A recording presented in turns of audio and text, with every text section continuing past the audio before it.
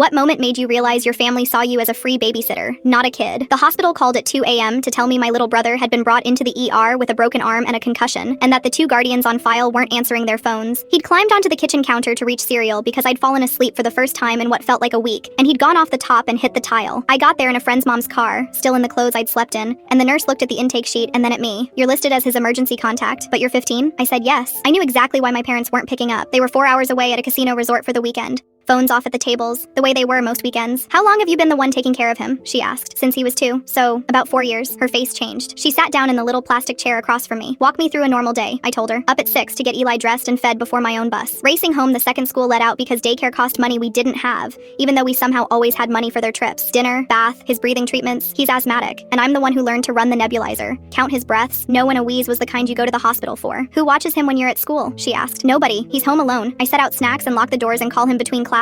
Her pen stopped. "He's 4. He's really good," I said. Like that helped. "He knows not to touch the stove." She asked how many days of school I'd missed this year. I said 29, because he got sick a lot and somebody had to stay. She asked when I last did something just for me. I couldn't answer. I genuinely sat there trying to think of one thing and came up with nothing, and that's when I started crying, because I realized how long it had been since anyone asked me a question about me. A social worker came in around 4. She asked softer versions of the same things. When did I last sleep a full night? I couldn't remember. When did I last see a friend outside of school? I couldn't remember. Had I told my parents it was too much? "They say I'm being dramatic," I said. "They say family sacrifices for family, and I should be grateful I have a roof over my head." She wrote that down slowly. Then she looked up and said, "You're 15, and you're raising a medically fragile 4-year-old alone while your parents gamble. That's neglect. Both of you." My parents finally called back around noon. The social worker put it on speaker. I could hear slot machines behind my dad's voice. "What's the emergency?" "We're in the middle of something," the social worker explained. "The fall, the concussion, the fact that a child had been alone, the fact that another child had been running the household for 4 years." My dad's voice went hard. "That kid lives in our house rent-free. All we ask is she watch her own brother. It's not that hard." My mom got on, already yelling. "She fell asleep on the job and now the whole world has to know our business? Ungrateful is what she is." The social worker's voice went flat and cold. "Managing a 4-year-old's asthma and leaving him home alone at that age isn't a job you hand to a child. It's a job you're legally responsible for." Then my dad said the thing that made the nurse in the doorway put her hand over her mouth. "Then she can pack her stuff and figure it out herself. We're not driving back for this." I stopped being able to breathe for a second. The social worker asked if I had anywhere safe to go. I thought of my Aunt Renee, my mom's sister, who my parents had cut off years ago for sticking her nose in. She'd tried to take us before. When they called her, she was crying before they finished the sentence. She drove through the night. I panicked about Eli. Who'd do his treatments? Who'd know his wheeze? The social worker told me gently that a 4-year-old needs adults, plural, and that wasn't ever supposed to be me. Renee held me in the ER hallway while I sobbed about a nebulizer. Eli came with us. My parents had 1 week to appear for a hearing or face charges. They showed up late and furious, and the court didn't care how furious they were. We both live with Renee now. Eli has a pediatric pulmonologist and a daycare he loves. I sleep 8 hours. My grades climbed back up. My mom called last month screaming that the custody arrangement was humiliating. I said, "You spent 4 years treating me like staff. You don't get to be embarrassed now." I hung up before she could answer.